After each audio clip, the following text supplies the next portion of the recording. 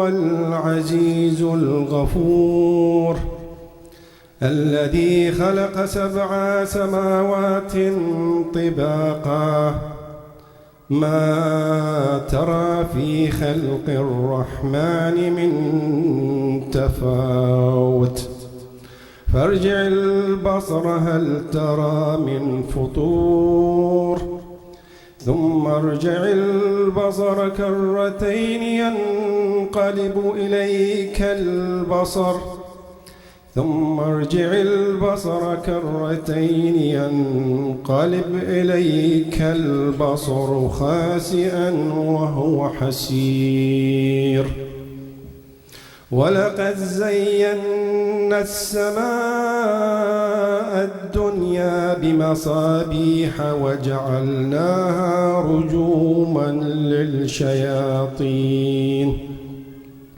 واعتدنا لهم عذاب السعير وللذين كفروا بربهم عذاب جهنم وبئس المصير صدق الله العلي العظيم. اللهم صل على محمد وآل محمد.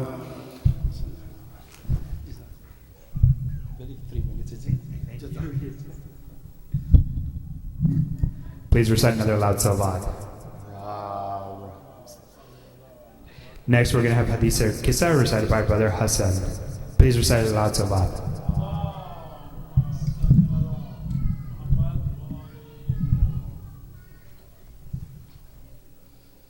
Bismillahirrahmanirrahim. In the name of Allah, the All-Merciful, the All-Compassionate.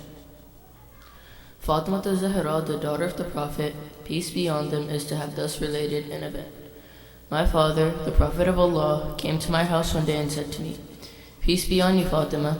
I replied, "And upon you be peace." Then he said, "I feel weakness in my body." I said, "Allah protects you from weakness, father." He said, "Fatima, please bring the Yemeni cloak and cover me with it." So I brought the Yemeni cloak and covered him with it.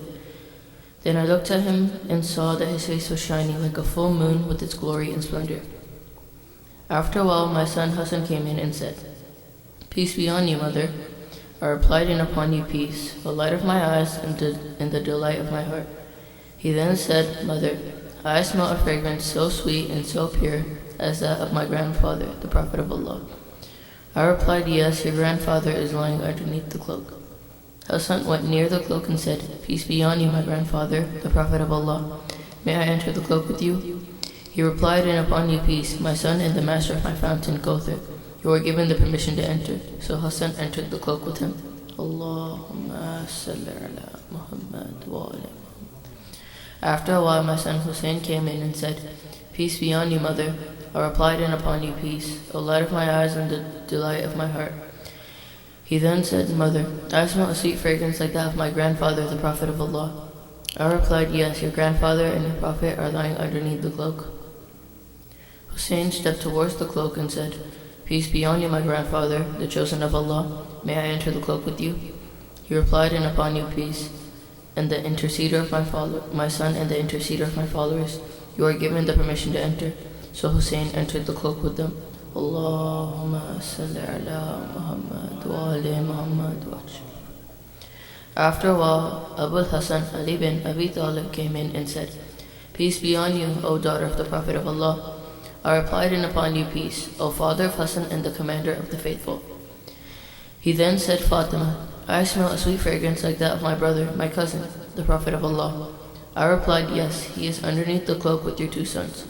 So Ali went near the cloak and said, "Peace be on you, Prophet of Allah. May I enter the cloak with you?" He replied, "And upon you peace, my brother, my legacy, my successor, and my standard bearer. You are given the permission to enter." So Ali entered the cloak with them. Allahumma salli ala Muhammad wa ala Muhammad wa ajal. Then I stepped forward and said, "Peace be on you, my father, Prophet of Allah. May I enter the cloak with you?" He replied, "And upon you peace, my daughter, a part of myself. You are given the permission to enter."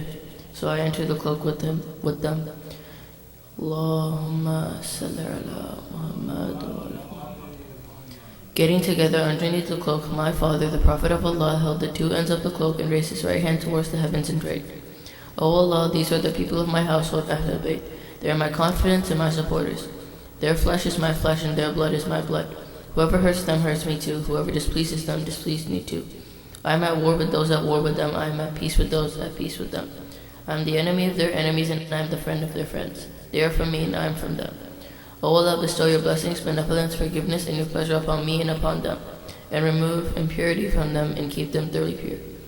Then the Lord Almighty Allah said, O my angels, O residents of my heavens, verily I have not created the erected sky, the stretched earth, the illuminated moon, the bright sun, the rotating planets, the flowing seas, and the sailing ships, but for the love of these five lying underneath the cloak. Jibreel, the trusted angel, asked, Who are under the cloak? The Almighty answered, They are the household of the Prophet and the assets of prophethood. They are Fatima, her father, her husband, and her two sons. Jibreel said, O Lord, may I fly to earth to be the sixth of them? Allah replied, Yes, you are given the permission. Jibreel the trusted landed near them and said, Peace be on you, O Prophet of Allah. The All-Highest conveys His peace on you and His greetings and says, By my honor and glory, O my angels, O residents of my heavens, verily I have not created the erected sky, the stretched earth, the illuminated moon, the bright sun, the rotating planets, the flowing seas, and the sailing ships, but for your sake and love. God has given me permission to enter the cloak with you. May I join you, O Prophet of Allah? The Prophet replied, And peace be on you, O trusted bearer of Allah's revelations. You are granted the permission. So Jibreel entered the cloak with us and said to my father, Allah sends His revelations to you.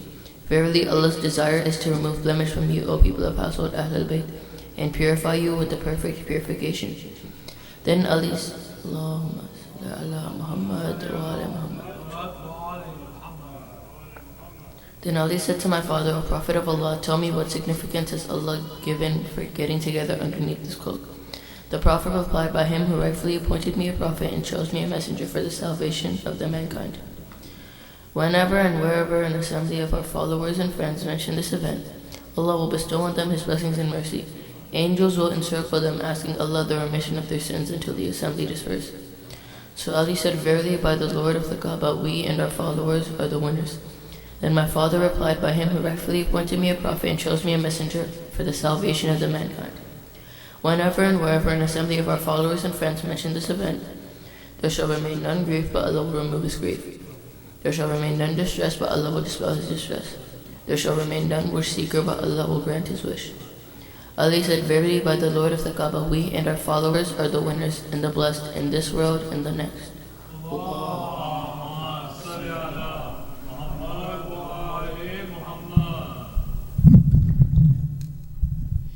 Please recite another loud salawat.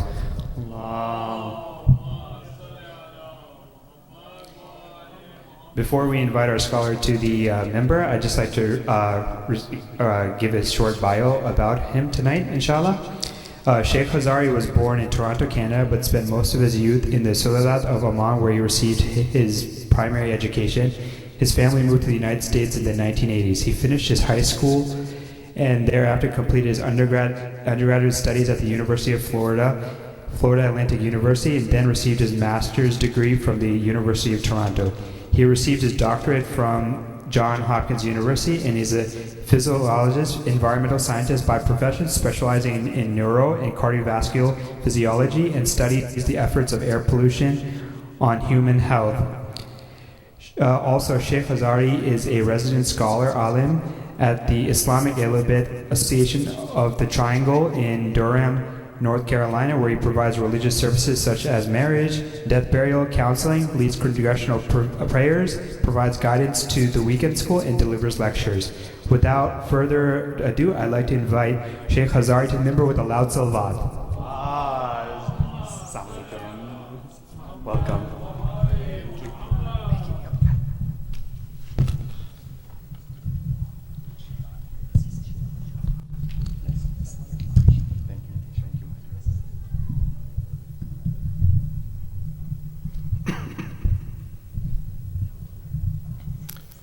Can we please have a Surah Al-Fatiha for Muhammad Abdullah Hassan and all the marhumeen of the sponsor for tonight. Bismillah ar-Rahman ar-Rahim.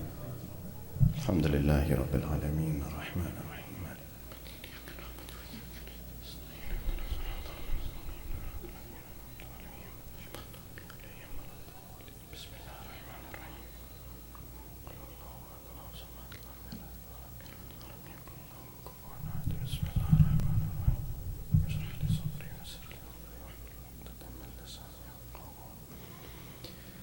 بسم الله الرحمن الرحيم صلى الله عليك يا سيدي ويا مولاي يا رسول الله وعلى أهل بيتك المعصومين الأبرار الميامين المظلومين المضطهدين. السلام عليك وعلى ولدك المظلوم أبي عبد الله الحسين يا رحمة الله الواسعة ويا باب نجاة الأمة يا غريب يا مظلوم يا عطشان كربلاء. ما خاب والله من تمسك بكم أمنا من لجأ والتجأ إليكم. يا ليتنا فيا ليتنا كنا معكم سادتي فنفوز والله فوزا عظيما. بسم الله الرحمن الرحيم. إن الله لا يستحي أن يضرب مثلا ما بعوضة فما فوقها فأما الذين آمنوا فيعلمون أنه الحق من ربهم وأما الذين كفروا فيقولون ماذا أراد الله بهذا مثلا يضل به كثيرا ويهدي به كثيرا وما يضل به إلا الفاسقين. آمنا بالله صدق الله العلي العظيم. اللهم صل على محمد وعلى آل محمد. السلام عليكم جميعا ورحمة الله وبركاته. I thought I was plenty loud. No? No, I'm definitely not. Thank you. First of all, I think it's been maybe several years since I've been back, so I thought I was blacklisted from the Idara list. Yeah. I used to come here every year, and then suddenly, for like a few years, I stopped coming, so I was like, they've got really good speakers, alhamdulillah. But then, like the internal clock starts to work, you're like, man, maybe I'm on some blacklist. But I'm so honored. I feel so honored and privileged, and I have such an old relationship with Idara Jafariya and your community, and so it is always a privilege and an honor for me to be here with all of you. Thank you so much. Anything I can contribute is not even a speck or a drop in recognizing what Al-Imam Abi Abdullah al-Hussein is. And in all honesty, these next 3 nights, what I hope to discuss is the marvelous exposition of the Holy Quran and how the Quran speaks to us in ways that at times maybe we don't think deeply enough about, because it gives so many small little indications or indicators that tell us about our own nature, that if we gloss over them, or if we read them like many people do, just start to finish as quickly as possible, then we will certainly miss them, and we will not benefit from the message of the Holy Quran by any means. And unfortunately, the Majlis of Al-Imam al-Hussein sometimes is relegated just to cultural practices and not to the deep understanding of what religion was. And in fact, Imam Hussein alayhi salam, when he stood in Karbala, was for this very intent, was to defy the ritualization, the skewing of religion, the misrepresentation of religion, and to point to the fact that every single dot in this universe has a purpose. Every dot. That's why the ayah of the Holy Quran, it says, إِنَّ فِي خَلْقِ السَّمَاوَاتِ وَالْأَرْضِ وَاخْتِلَافِ اللَّيْلِ وَالنَّهَارِ لَآيَاتٍ لِأُولِي الْأَلْبَابِ الذين يذكرون الله قياما وقعودا وعلى جنوبهم ويتفكرون في خلق السماوات والأرض ربنا ما خلقت هذا باطلا. In the signs, Allah, He says, Allah has created signs everywhere. In the difference of the night and the day. Why? So the people of insight can ponder and think. And these people who remember Allah on their side, standing up, sitting down, they're always remembering Allah. What do they say? They say, Allah, you did not create this in vain. Everything has a purpose. Every single thing has a purpose. But yet insan's eyesight is so weak that we gloss past it. We ignore it. We don't fully fathom and understand this. And you can see how Allah talks to us in the Holy Quran. And so for tonight, I will try very hard to keep it simple. I know it is a Friday, so you all worked.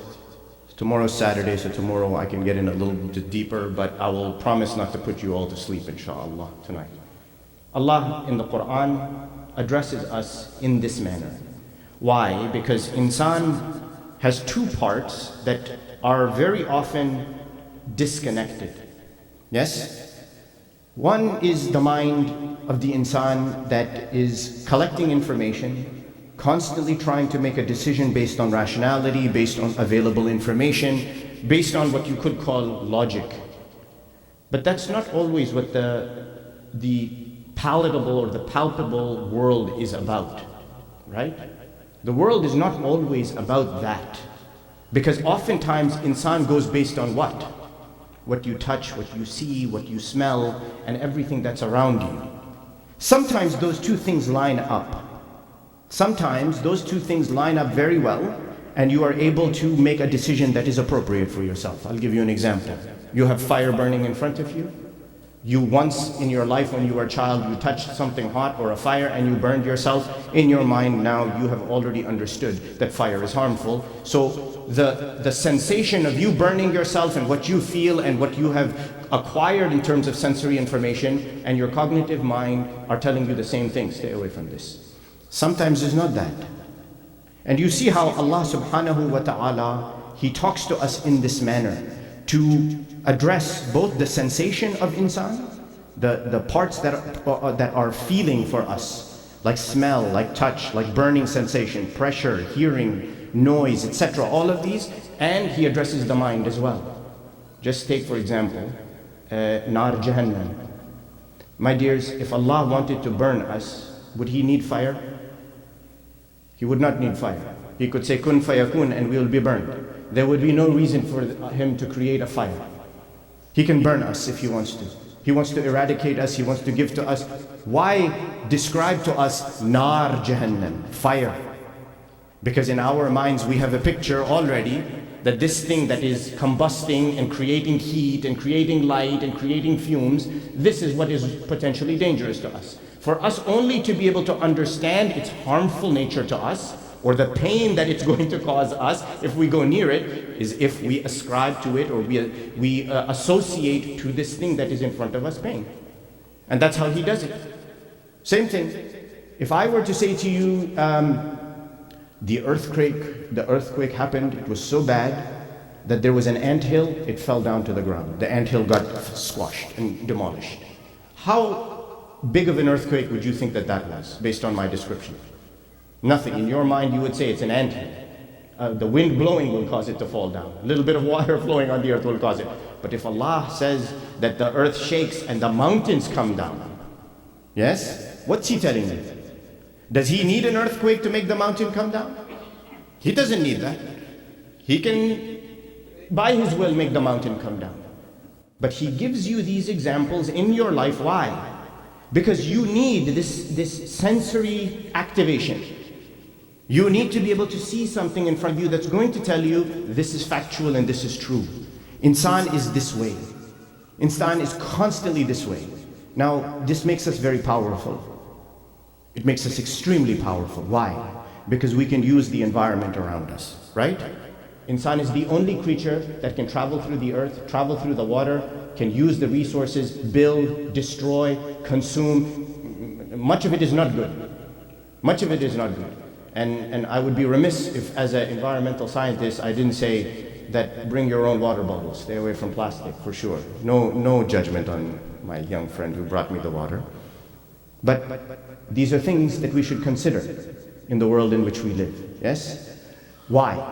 Because it makes us powerful, but at the same time, it also sets us back.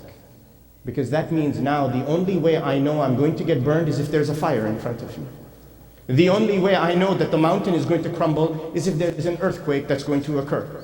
Anything beyond this or less than this, I don't think it's significant. Meaning I will miss it, my eye will miss it. My eye won't see it. And if my eye doesn't see it, what happens to my mind? It tells me it doesn't exist. The verse I recited for you, what does it say? It says that Allah gives the example. And He gives the example of the fly, yes? Or the gnat, or whatever you little insect that flies, yes?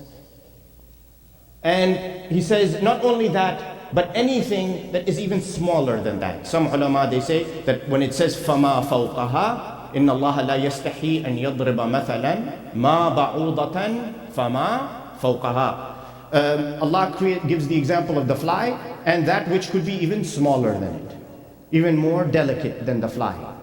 And He gives this example, why? The example of a fly.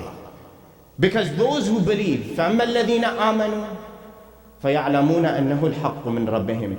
Those who believe, they know that this is the truth from their Lord. Subhanallah. From a fly. Just from a fly. Now why? Why from a fly? Al-Imam al-Sadiq alayhi salatu wa salam, Allahumma salli ala Muhammad wa ala Muhammad. Why didn't Allah say, Allah gives the example of a fil or the hoot? He gives the example of elephant. He gives the example of the whale. These are big creatures. When you see them, what do you feel? What do you feel? If there was an elephant in front of you, what do you feel? You feel small and you feel what else? Awe, right? Fear. You feel all of these things. But a fly is what? Just a minor nuisance, isn't it? It's so minuscule, so small, it's just a minor nuisance. You swat at it, it's gone. You think it's gone. See how He's speaking to your mind. He says, I gave for you the example of the fly. The believer immediately saw that example, that method that is given in the Quran, and the mu'min is the one who knows this is the truth from my Lord. What? Al-Imam al-Sadiq alayhi salatu wasalam, he says that the one who created the elephant is the one who also created the fly. And that what you see inside of the elephant, the same life, the same movement, the same haraka that you see, the same power that you see in the elephant, you will also see it inside the fly. Same thing. Now the kafir is not like the mu'min. The kafir will say that ماذا أراد الله بهذا مثلا. The ones who are kuffar, they will look at the example of the fly and they will say, what does Allah want out of this? What sort of example is this? يُضِلُّ بِهِ كَثِيرًا وَيَهْدِي بِهِ كَثِيرًا. He's going to lead astray many of those people who are there by this example, and many who are led aright or guided by the example in the Holy Quran. Now, why? Because they fail to understand the significance of this little insect. Yeah? Now, it's so strange that in life, how many times do we fail to understand the small things? Because we're so busy looking at the big things in front of our eyes. Yes? Because we're looking for the apparent, we've stopped looking for the things that are small. And a kafir, my dears, recognize the fact that a kafir is not someone only who denies Allah. A kafir is someone who decides that something that they have in their life is what? Valueless. Or something that they have in their life that is not worth recognition. So that if Allah has gifted it to them, they don't recognize it. They don't thank Allah for it. They don't use it the way they are supposed to. Do we do this? We certainly do this. That's why even Sulaiman alayhi salam, when the throne of Bilqis is brought in front of him, what does he say? He says, هَذَا مِن فَضْلِ رَبِّي لِيَبْلُوَنِي. This is from the grace of my Lord so He can test me. أَأَشْكُرْ أَمْ akfur. Either I thank or I am what? In kufr. Either I'm grateful or I'm doing kufr. So you see how we can miss the small things. And Quran is constantly mentioning this to you, that your vision is looking at all those big things, the earthquake, the mountain, the whale, all these things that are happening. Good, no problem. But don't forget that there are small things. Now, why am I telling you all of this? Because when we miss these small things in life, it becomes a door for shaitan to enter and catch us. Yes? And I will try to explain this to you a little bit and we will finish, inshallah. This lack of insight, this lack of acuity in our eyes, meaning not being able to fully appreciate the smallest things, the things that are most delicate and sometimes the most significant things, is a pathway by which shaitan attacks us. And he uses this. And you see how he even he talks to Allah subhanahu wa ta'ala. Look at shaitan's discourse with Allah subhanahu wa ta'ala, as the Quran it describes. That he comes and Allah subhanahu wa ta'ala tells shaitan, he says, shaitan, go bow down to Adam. All the angels have done it, you also must go and bow down to Adam alayhi salam. Shaitan, he makes the cardinal mistake of seeing himself being better than Adam alayhi salatu wasalam. The quality of the shaitan is that he sees himself to be superior to another being. And then what does he say to Allah? He says, فَبِمَا أَغْوَيْتَنِي لَقْعُدَنَّ لَهُمْ صِرَاطَكَ الْمُسْتَقِيمِ. I'm going to go and sit on the Sirat al-Mustaqim that belongs to you, Ya Allah, and I'm going to betray them. I'm going to deceive them, delude them, I'm going to make them go astray. I'm going to sit there on that Sirat al-Mustaqim and I'm going to cause them to misunderstand life. Now how? And he's going to tell you. He's so makkar, he even is going to tell you where he's coming from. He says, لَآتِيَنَّهُمْ مِنْ بَيْنَ أَيْدِيهِمْ وَمِنْ خَلْفِهِمْ وَعَنْ أَيْمَانِهِمْ وَعَنْ شَمَائِلِهِمْ. I'm going to come to them from the front. I'm going to come to them from the back. I'm going to come to them from their right. I'm going to come to them from their left. Quran is telling me. All of these ways I'm going to come and I'm going to deceive them in any way, shape or form that I can. And I'm going to make them believe that what I'm showing them is the truth. Okay? So somebody once asked the Imam that shaitan comes, he's going to come from the front, he will come from the back, he will come from the right, from the left. What does all of this mean? So the Imam bi Abi wa Ummi, he explains. He says when he comes to you from the front, he's going to make you think that the akhirah is something trivial. That the next world is something trivial, not important. My dears, why don't we work for the akhirah? Someone tell me. If I were to ask all of you right now, all of you, that do you believe that there is a nar Jahannam? How many of you will say no? You notice I didn't say how many of you say it is yes, that it's true. No means none of you should put your hand up, right? Everyone believes in nar Jahannam. How many of you believe in Jannah? Yes? Yes. Who's seen it? Who's actually seen it? Nobody's seen it, right? But we believe in our heart. So let me ask you this question. Why do we still sin? Why do we still sin? Why don't we fulfill what Allah wants us to fulfill? Because there's a disconnect between this sight, or what is not seen by this eye, touched by this hand, and what is cognitively understood to be the truth, right? It's that simple. If tomorrow, and I gave this example a few weeks ago, if tomorrow someone gave you a magic window, maybe it exists, you don't know, and you can open it and you can see Nar Jahannam in front of you, you can feel its heat. Will you sin again? You'll never sin again. I guarantee you won't sin again. But because we have this disconnect inside of us that we cannot perceive it, what do? Our belief in its reality is decreased. Our cognitive mind becomes disconnected from something that we cannot touch, we cannot feel, we cannot sense inside of us. So the Imam, he says, what happens? A shaitan comes from the front and he tells you, akhirah is nothing, disregard it. Forget about it. What happens if he comes from behind you If he comes from behind you, it's because he's coming to make you feel that the life of this world is everything. Accumulate, amass your wealth here and now. Save for the life of this world. Again, what? A lack of vision. Yes? Today, if you know you're going to be moving in the next week or so to another house, are you going to amass in your house right now?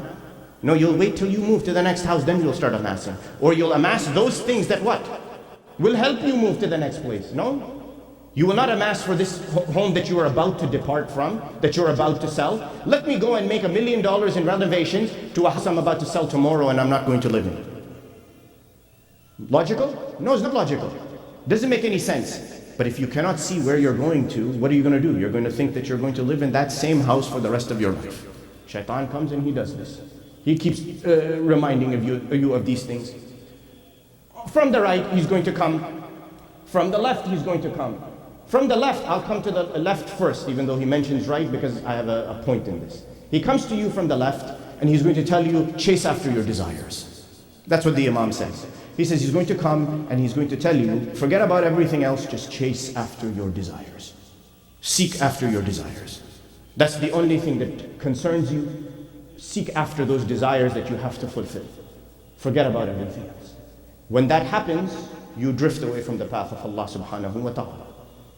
The fourth, coming from the right side. This is the one that is dangerous, at least in my mind. To us, particularly who we call ourselves believers, we want to seek Allah. The Imam, it's reported, he says when he comes to you from the right, he's going to present you with things that are doubtful. They're not clear. They're doubtful. And he's going to make them seem fair and reasonable to you. My dears, in life, when you see somebody do the greatest of good deed, the best good deed you can think of, okay? They go and fight in the way of Allah subhanahu wa ta'ala and they are shaheed like Imam Hussein. Is there any greater act than that? No. It's very clear that that's a great act. Take a step down. So you see somebody going secretly in the night and feeding the orphans. Is there any greater act than that? No, that's very clear. It's so apparent that anybody will look at this and they will say, this is a great act. On the other hand, you see a vile, sinful act, evil act, in which you see a human being goes and kills innocent children. Like what is happening today. Murdering, tyrannizing, absolutely oppressing children, women, people who have no way to stand up for themselves. Is there any human being who should say that this is not a sin? That this is not a crime? No, only the dead hearts are the ones, or the ones who have some political motive or have something to gain by this, by the killing of innocent people. But somebody who has even a little bit of conscience will say, this is evil. Yes? These two extremes, a clear and apparent good, a good deed, and a clear and an apparent evil, they are not the issue, because most people should be able to distinguish them. It's the stuff down in the middle that is doubtful that causes us trouble. And this is where shaitan comes in. He says, it's not really quite halal, it's not really quite haram, but you go ahead and do it. Yes? This is how he is going to come. Now these things that are down in the middle, they're not apparent, they're not so clear and blatant in front of our eyes. How do we discern? How do we know? How do we recognize this fact? We miss out on it constantly, we're missing out on it constantly. And we are so deceived, we think that the overt sign is the indicator. It's described that there was a great companion of Al-Imam Al-Hadi alayhi salatu was salam. Allahumma salli ala Muhammad. This companion of Al-Imam Al-Hadi, his name was Abu Hashim Al-Ja'fari. Abu Hashim Al-Ja'fari was one of the great Shi'i companions of Al-Imam Al-Jawad, Al-Imam Al-Hadi, and some say even Al-Imam Al-Askari alayhi salatu was salam. Allahumma salli ala Muhammad. One day, he comes into the mosque where Imam Hadi is seated, and there are some men there who are sitting and they are chanting dua, just chanting dua in the name of Allah subhanahu wa ta'ala. In those days, these were the people who were called the Sufis. So he comes in, he remarks, it's reported, he remarks to the Imam, he says, Yabna Rasulillah, how great is this? Look at them, pious men, reciting the name of Allah, reciting the Quran, etc., etc. Imam Al-Hadi alayhi salam, he says, do not be deceived by these people. He says, do not be deceived by their voices or how sweetly they are reciting, etc. Don't be deceived. He says, these are the people who are making a mockery of religion. And they are leading people astray with this behavior. There is no basis for this. He says, if you want to know what is the truth and how to properly practice, come and ask us. We will tell you. This is not the way to do it. We see somebody with a long beard doing the dua, doing the tasbih, doing the dhikr of Allah subhanahu wa ta'ala, automatically we assume what? The apparent shows something, yes? The apparent is piety, the apparent is religiosity, the apparent is doing what is correct. But the subtle sign, what is hidden inside, we are missing it. We don't see it.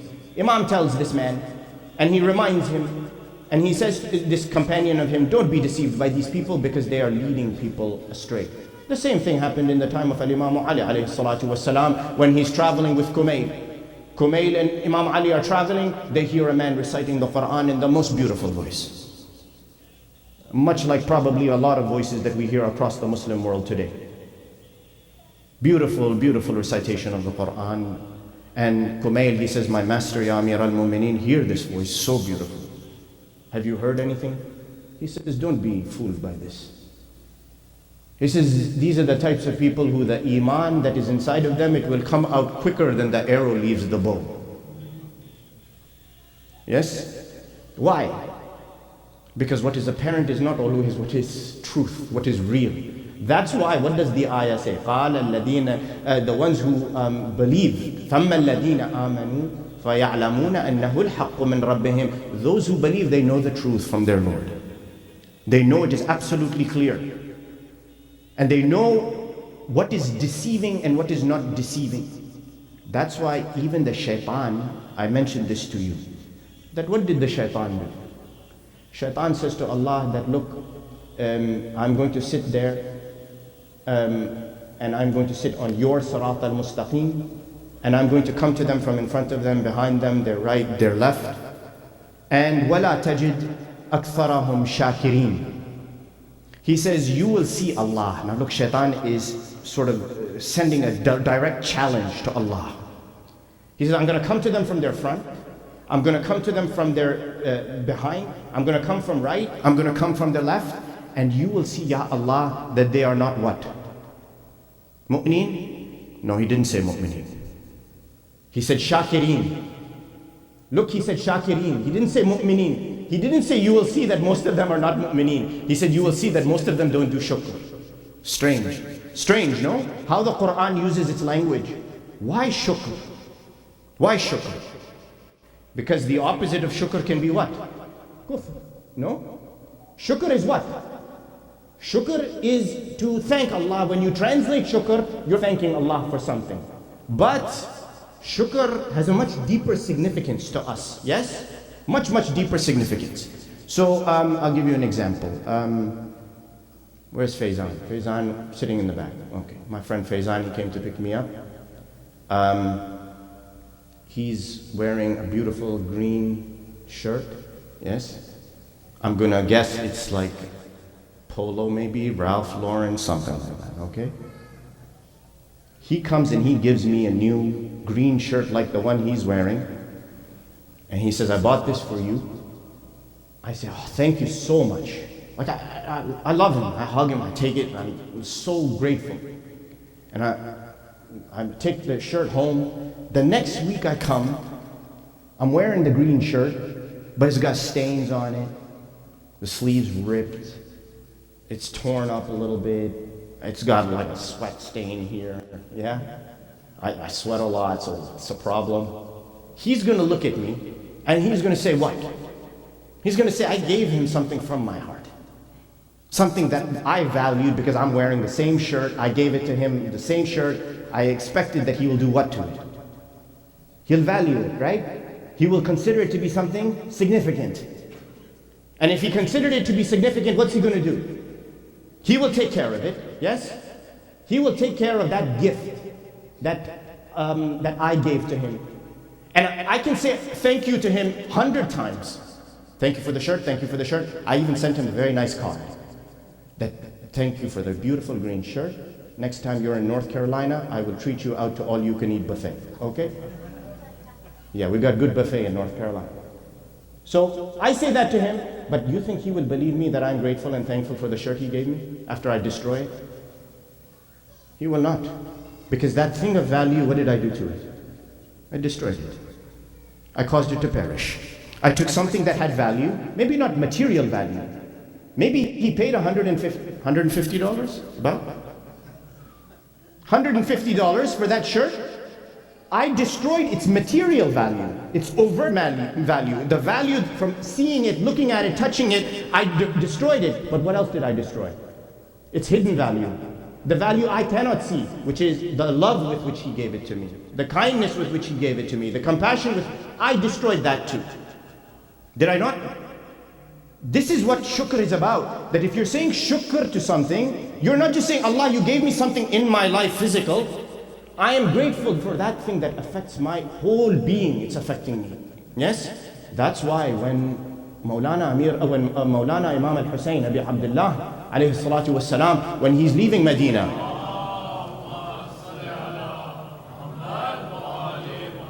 what does the Rawi say?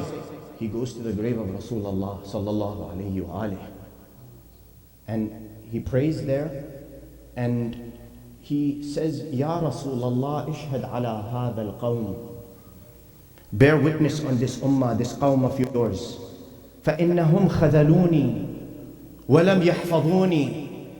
This qawm of yours, this ummah of yours, khadaluni. When they say khadaluni, they discarded me.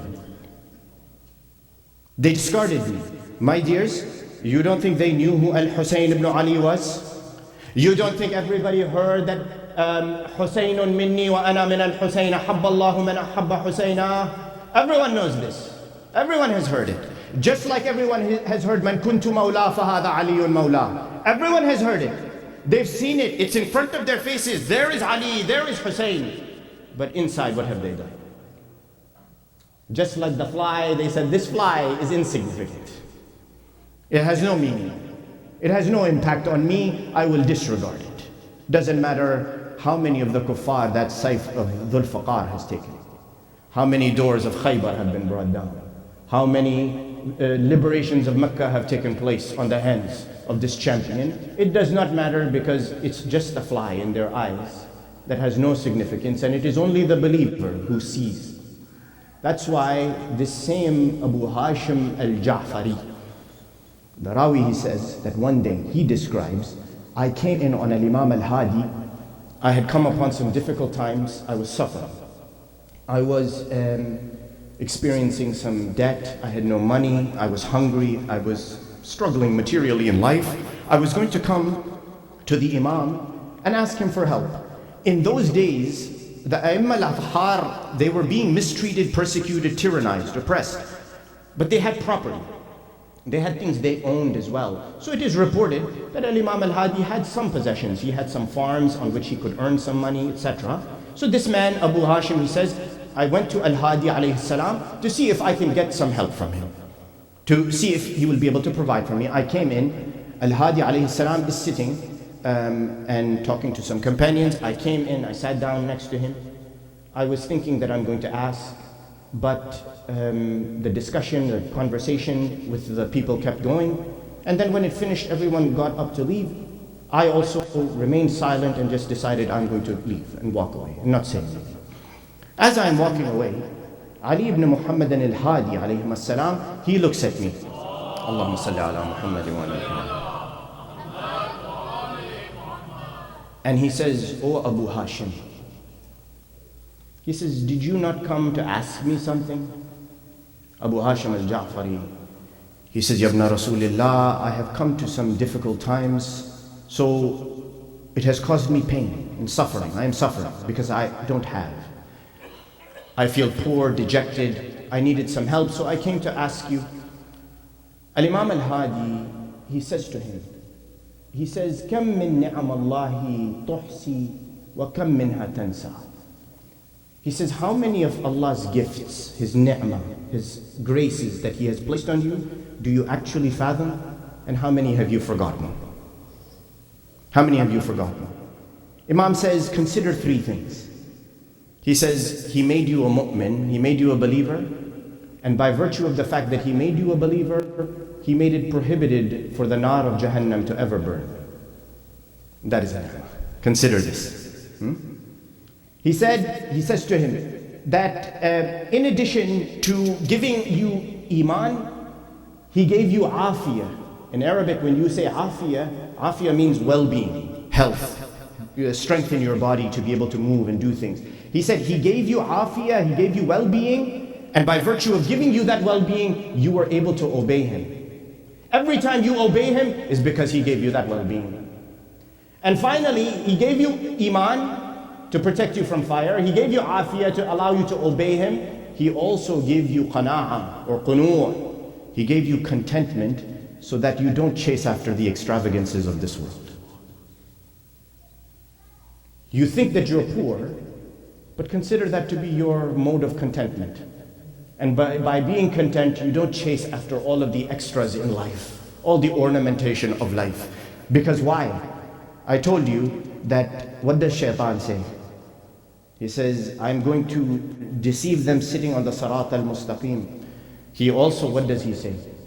He says, بِمَا أَغْوَيْتَنِي لَأُزَيِّنَنَّ لَهُمْ فِي الْأَرْضِ.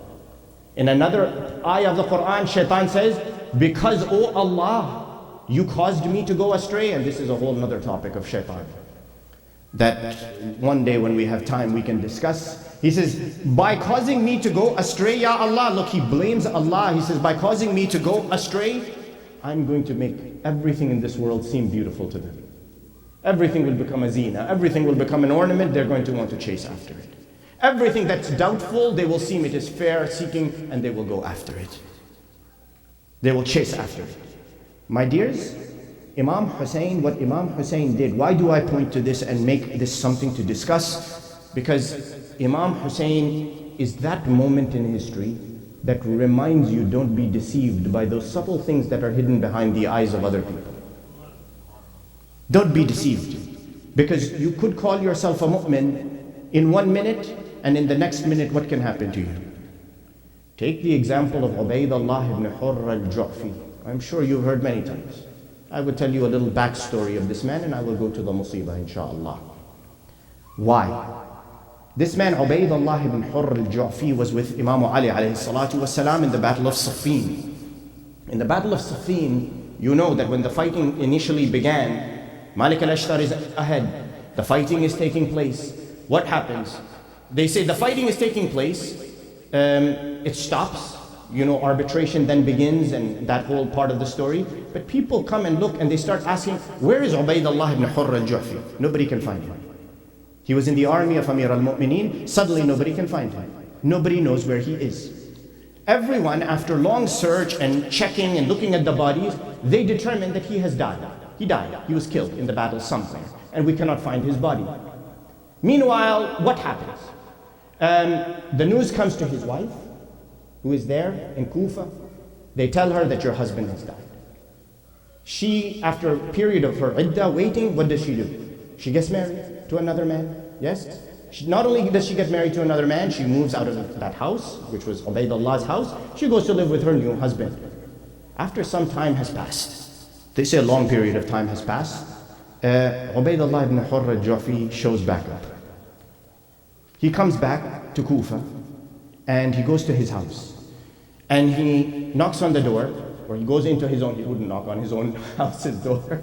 He goes into his own home and notices it's empty. There's nothing there. There's no wife, there's no nothing, everything's gone. No one's living there anymore. So he goes immediately to ask around, what happened to my wife? First of all, they look at him, they say, you're alive? We thought you were dead. We thought you were killed in the Battle of Siffin. Nobody knew where you were. All of this has happened. He asks, he says, where's my wife? They say, your wife, she's married to somebody else. He says, I'm still alive. I'm still alive. How could she go marry somebody else? That's not possible. They said, let's go to Amir al-Mu'mineen, Ali ibn Abi Talib. Allahumma salli ala Muhammad wa ala Muhammad. They come to Amir al-Mu'mineen, and Amir al-Mu'mineen, he looks at him and he says, why did you do what you did? All the people there gathered, they don't understand what's happening. They say, Ya Amir al-Mu'mineen, what do you mean? He says, Ubaydullah ibn Hurr al-Ju'fi, why did he disappear? Because Muawiyah lured him away and he went. He went to the side of Muawiyah. Muawiyah lured him away. Much like many other, there are many examples. I can give you the name of Khalid ibn Muammar. I can give you so many names of people who gone and they moved to the side of Muawiyah. So now he says, he scolds him. Imam Ali scolds him. He says, you chose the batil over haqq. You chose the imam. You chose a fasiq over the imam of your time, the true divinely appointed imam of your time. Ubaydullah ibn Ziyad, Ubaydullah ibn Hurr al-Ju'fi, he says, Ya Amir al-Mu'mineen. He makes one statement that even the enemies of Islam know. He says, هل يمنعني ذلك من عدلك يا أمير المؤمنين. He says, by me betraying you in this manner, does that mean I'm going to be denied your justice? Amir al-Mu'mineen, he says, never will that be the case for anybody, because justice is above everything. He says, then please tell my wife to come back. Amir al-Mu'mineen, he tells the men, he says, go summon the woman to come. They bring the woman forward. She comes forward and she sees Ubaydullah ibn Hurr al-Ju'fi. First of all, she's surprised, but now they don't know what to do. Amir al-Mu'mineen, he says, it's very simple. What happens? That other marriage is not valid, it's void, because her husband is alive. So that marriage now has become invalid, and what happens? Amir al-Mu'mineen says to her, go back to your husband, to Ubaydullah ibn Hurr al-Ju'fi. This Ubaydullah ibn Hurr al-Ju'fi, he stays. They are reunited, the woman goes back to him. He stays in the time of Amir al-Mu'mineen, stays in the time of Imam al-Hasan al-Mushtaba alayhi salatu wassalam.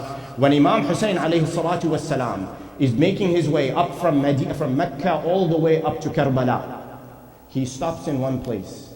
There is a tent.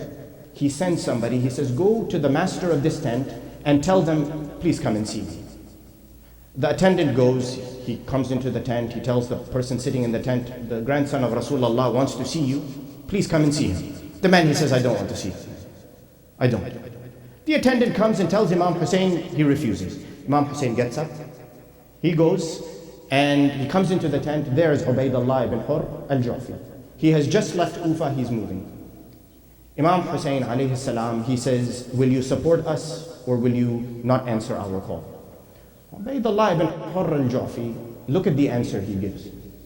He says, if I saw that there was victory written for you, I will join you. What is he looking at? The apparent in front of his face. He sees the 30,000 soldiers in Kufa preparing. He sees the 72 sitting next to al-Hussein ibn Ali. His eyes are deceiving. He is missing that fly that is flying around. He's swatting away at it. He says, let me tell you something.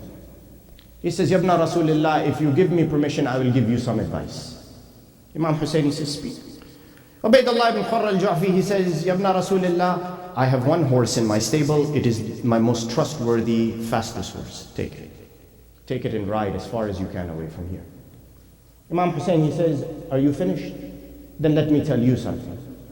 He says, you take your own horse and ride very far away from here. Because if you hear our call for help, our call for support, our call for the need of Banata Rasulullah, and you do not answer, then you will go face long into Nar, Jahannam. Ubaydullah ibn Hurr al-Ju'fi never answered the call of Imam Hussein. Never did. Some riwayat say he regretted. But there were many like this, no? Who saw a 30,000 man army facing a 72. You yourself, you look and say, is this a winnable fight? Is this a quote-unquote winnable fight? It's not a quote-unquote winnable fight. And that's why you see insan is this way. We have designed our lives in this manner. We have decided that we are going to look at the mountain, we are not going to look at the small little pebble. We are going to look at the elephant, we're not going to look at the fly. We're going to see everything that is apparent in front of our eyes, but not those things that are hidden away from our eyes. And that's why, my dears, if I were to say one thing to you from tonight, disconnect these two things. Find a way to disconnect your desire to touch, feel, and verify everything with your sensation from your belief in Allah. Because belief in Allah is not seeing with these eyes, it's seeing with this eye. That's why men like Zuhair ibn al-Qayn, all they have to do is see al-Hussein and they join. And when the man on the army of Umar ibn Sa'ad la'natullahi alayhi asks, and he says, Zuhair, you are standing there in the army of al-Hussein. We thought you were a Uthmani. We thought you were a supporter of Uthman and you could never come to the side of Ali ibn Abi Talib. What is it that made you change? His answer is simple. He said, I looked at the face of al-Hussein and I remembered Rasulullah. Allahumma salli ala Muhammad wa ala Muhammad.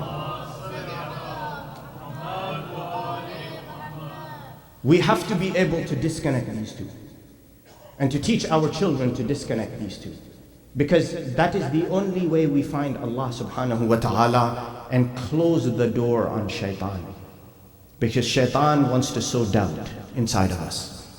He wants to sow any way for us to question reality and the truth of Allah, when it is the believers who accept the truth of God, smallest to the biggest. Begin with that submission and thank Allah the way you're supposed to thank Allah, by valuing the smallest to the biggest that Allah has given to you. That's why you see Imam al-Hussein, when he spoke, what did he say? He says, إِنَّ هَذِهِ الدُّنْيَا قَدْ تَغَيَّرَتْ وَتَنَكَّرَتْ وَأَدْبَرَ مَعْرُوفَهَا. He says, the life of this world has changed. It has turned its face on us, meaning it has betrayed us. And what is good and righteous in this world has moved far away.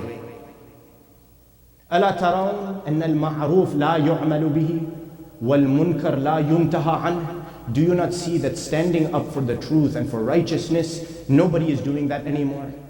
And that the munkar and evil is not being denied? Do you not see this? And what does he say? He says, living a life amongst the ghalimeen for me is a humiliation. And death is honor. Death is honor. He says, الناس عبيد الدنيا والدين لعق على ألسنتهم. People are the slaves of this world.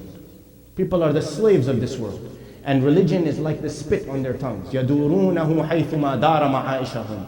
They move that spit in their mouth any direction. They move their religion in any direction that they want to suit the life of this world.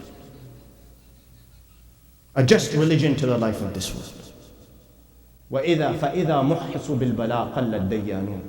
Those who then get tried and tested and the difficulty comes, you will see that the truly religious people are very few. Very, very few. That was the cause of Imam al-Hussein, to bring our eyes to this point.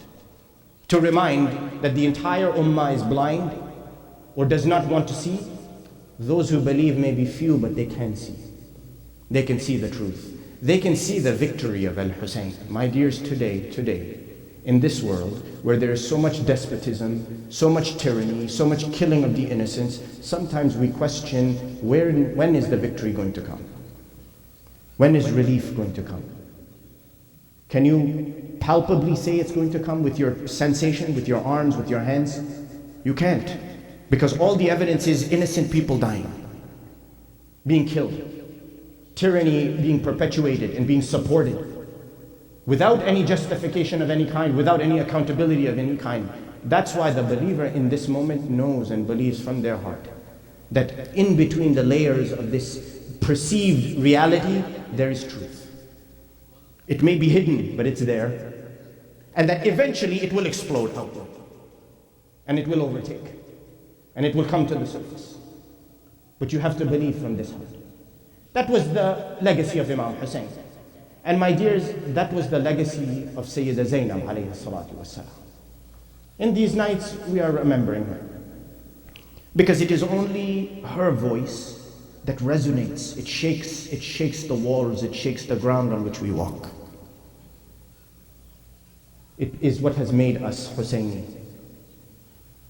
It is what has made us so devoted to this house, that has given everything for Allah subhanahu wa ta'ala. And that's why when you see her legacy, you see those who, even if the whole world has changed and abandoned, she will remain steady. She will not falter. She will not give up. That's why when the Rawi, he says, when they bring them into Sham, and these are the days of Sham, when they bring them into Sham, Yazid la'natullahi alayhi puts them in the kharib, The khariba in Arabic is like a broken home, a place where you put the lowest dredges of society. And that in the khariba, there was no roof, there was no ceiling on top of it. So the sun will beat down on them. And not only will the sun beat down on them, but that they will sit there in the most pain and suffering. Al-Imam al-Sajjad alayhi salatu was-salam, he would recount, it is reported, he will say, Sabbu alayna al-nar. They would throw fire on top of our heads when we came into Sham. They came and they threw garbage upon us. They hurled insults at us. Until we were finally brought and placed into that khariba, into that prison. And in that prison, we were left. And the word began to spread. One day the Rawi, he says, a woman from the castle, she comes down from the castle to go see who are these prisoners who have been brought. She comes with her servants. The Rawi, he says, they opened the door. They opened the door to the prison. The servant comes, places the chair in front of the door. This lady from the castle comes, she sits down on the chair. She sits on the chair, she sees inside of the prison there are some ladies, about 20 ladies. There is one young man, there are a few children. So she looks inside and she says, من أي مدينة أنتن? Addressing the ladies, because the vast majority are ladies. She says, from what Medina, what city have you come from? They say that the lady, one lady from inside the prison, she answers her. She says, من مدينة رسول الله صلى الله عليه وآله وسلم. We have come from the city of Rasulullah. As soon as this lady from the castle hears that they are from Medina to Rasulullah, she sits down on the ground.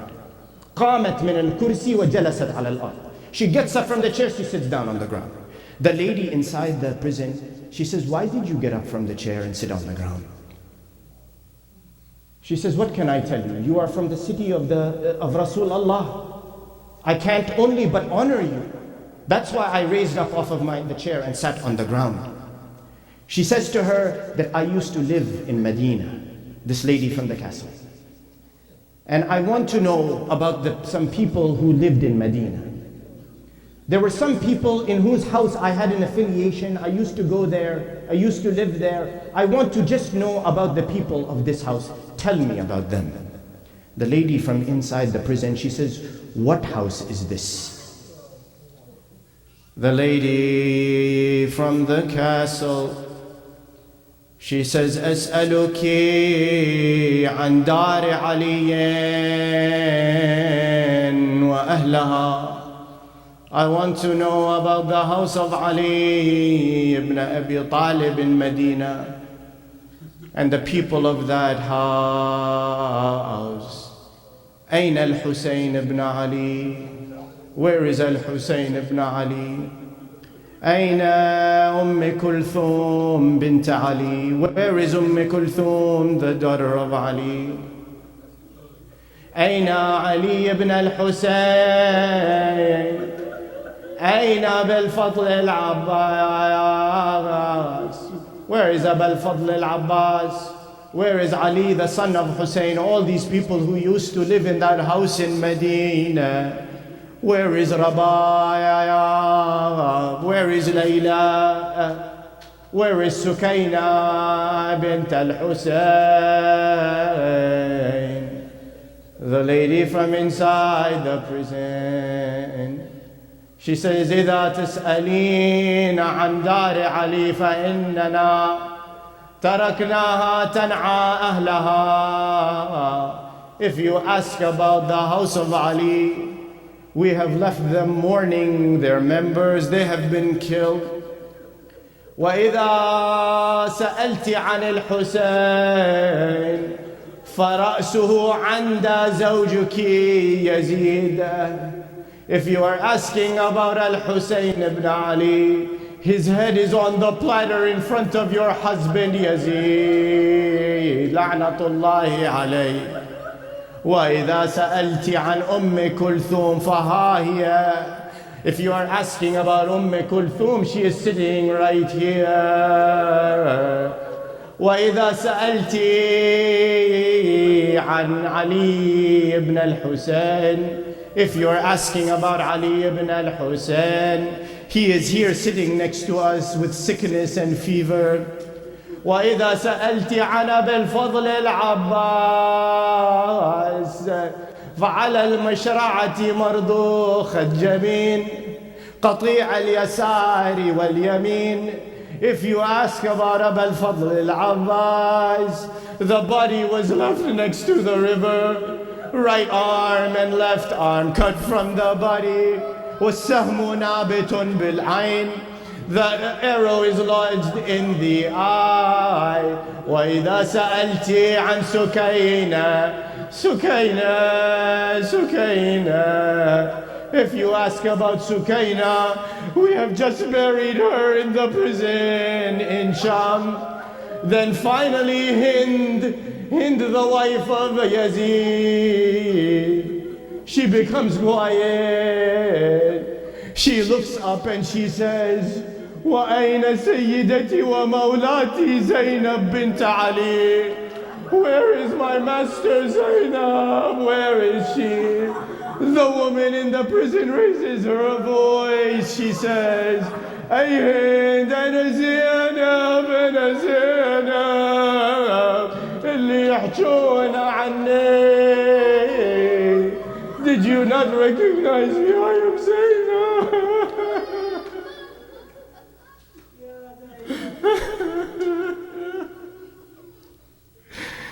وسيعلم الذين ظلموا آل محمد أي منقلب ينقلبون والعاقبة للمتقين. إنا لله وإنا إليه راجعون. اللهم إنا نسألك وندعوك ونقسم عليك بحق الزهراء وأبيها وبعلها وبنيها والسر المستودع فيها لعن الله ظالميها. اللهم شافي كل مريض، اللهم رد كل غريب، اللهم فك كل أسير، اللهم غير سوء حالنا بحسن حالك يا كريم. اللهم وفقنا لمراضيك وجنبنا معاصيك وثبت أقدامنا على صراطك المستقيم وخذ بأيدينا إليك يا أرحم الراحمين. وفرج عنا يا الله فرجا عاجلا قريبا كلمح البصر يهوى أقرب من ذلك. وافرغ علينا صبرا وتوفنا مسلمين. والصلاة والسلام على سيدنا محمد وآله الطيبين الطاهرين. يا حسين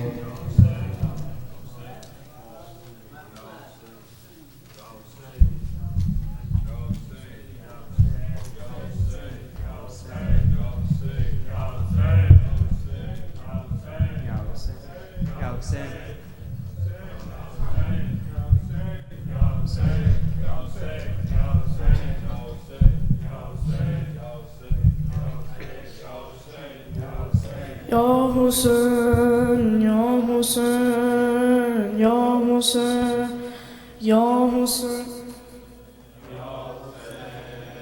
Ya Hussein, Canım fedai Zeynep, canım fedai Zeynep,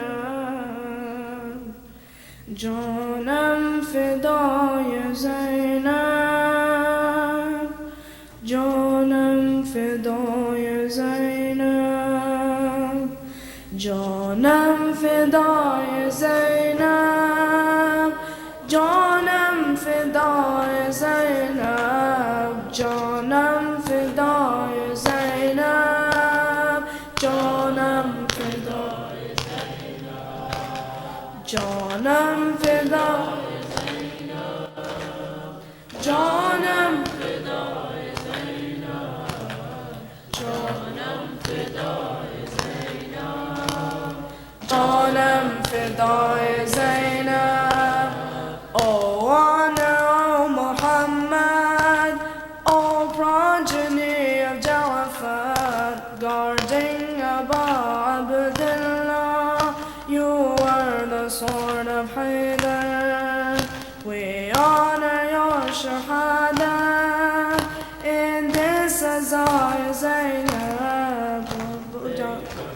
Zubana, Janam Fidai Zainab, Janam Fidai Zainab, Janam Fidai Zainab, Janam Fidai Zainab, Janam Fidai Zainab.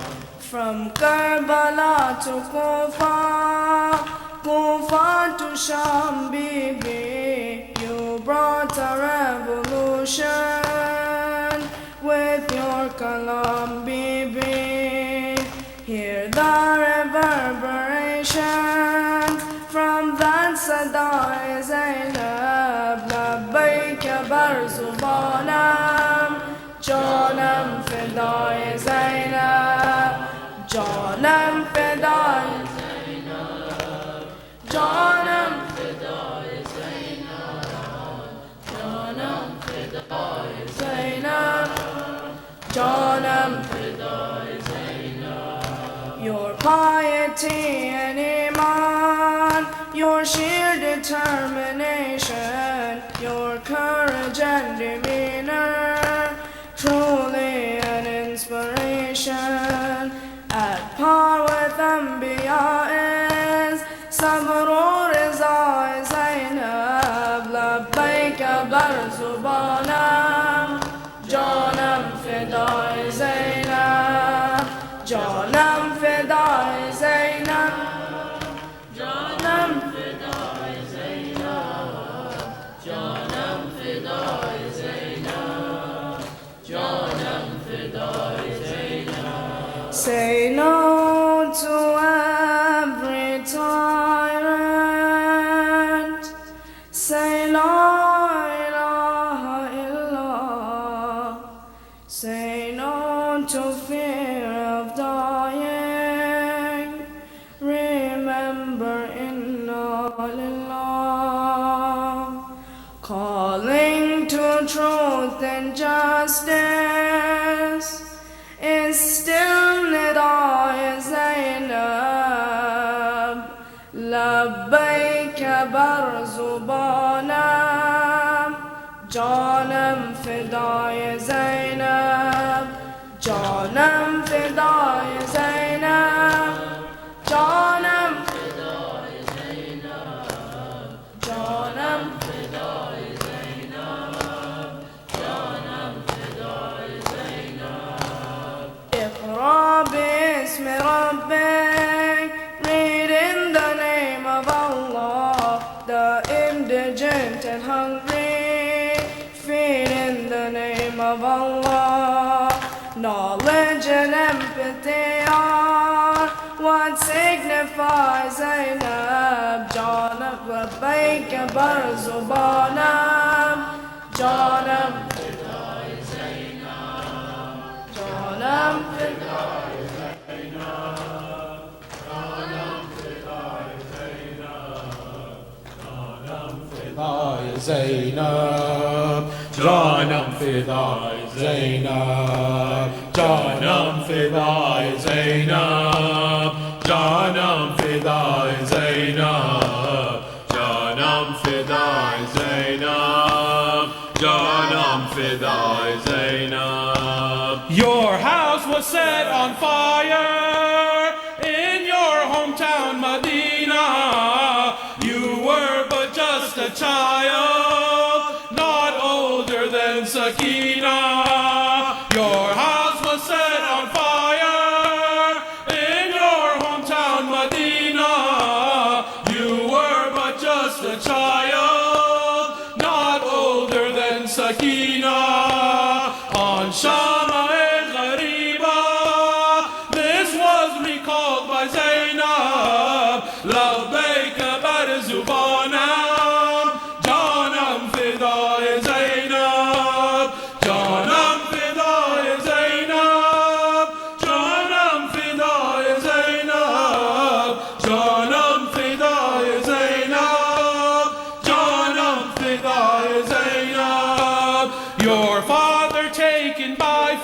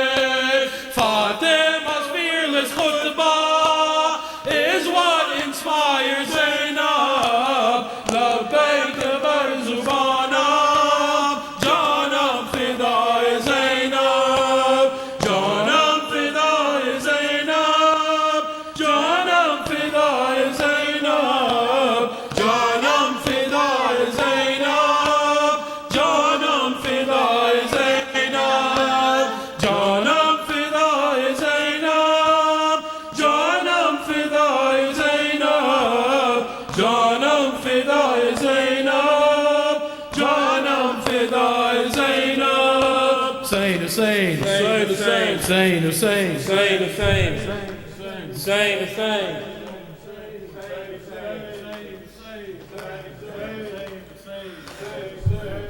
Abbas, where do you lie? Come back, don't make Sakina cry. Abbas, where do you lie? Come back, don't make Sakina cry. Abbas, where do you lie? No thirst do I feel anymore. Come back, please, I implore. No thirst do I feel anymore. Come back, please, I implore. Oh, for a few drops of water. Oh, for a few drops of water. Has she cried, Ya Hussein's daughter? Abbas, where do you lie? Come back, don't make Sakina cry. Abbas, where do you lie? Come back, don't make Sakina cry. Abbas, where do you lie? You never left my side. Oh, Abbas, where do you hide? You never left my side. Oh, Abbas, where do you hide? Oh, faithful brother of mine. Oh, faithful brother of mine. Your death has broken my spine. Abbas, where do you lie? Come back, don't make Sakina cry. Abbas, where do you lie? Come back, don't make Sakina cry. Abbas. Water carrier, they named you. Without you now, what will they do? Water carrier, they named you. Without you now, what will they do? Those parched, dry and thirsty lips. Those parched, dry and thirsty lips. Cry out, Ya Abbas, Ya Abbas, Abbas, where do you lie? Come back, Sakina cry. Abbas, where do you lie? Come back, Ya Abbas. Serve me with valor to the end. No one like you can Islam defend. Serve me with valor to the end. No one like you can Islam defend. How you lie with blood in your eyes. How you lie with blood in your eyes. How for the water Sakina cried. Abbas, where do you lie? Come back. Abbas, where do you lie? Come back, don't make Sakina cry. Guardian you are of the veil, standard bearer who never failed. Guardian you are of the veil, standard bearer who never failed. The blood of Ali is in your veins. The blood of Ali is in your veins. Seeing you like this causes pain. Abbas, where do you lie? Come back, don't make Sakina cry. Abbas, where do you lie? Come back, don't make Sakina cry. Abbas. Call me brother before you go, some happiness in my sorrow. Call me brother before you go, some happiness in my sorrow. Sakina's expecting your return. Sakina's expecting your return. And for you, she will in Sham yearn. Abbas, where do you lie? Come back, don't make Sakina cry. Abbas, where do you lie? Come back, don't make Sakina cry. Abbas, where do you lie? Hussein, Hussein, Hussein, Hussein, Hussein, Hussein, Hussein, Allahumma salli ala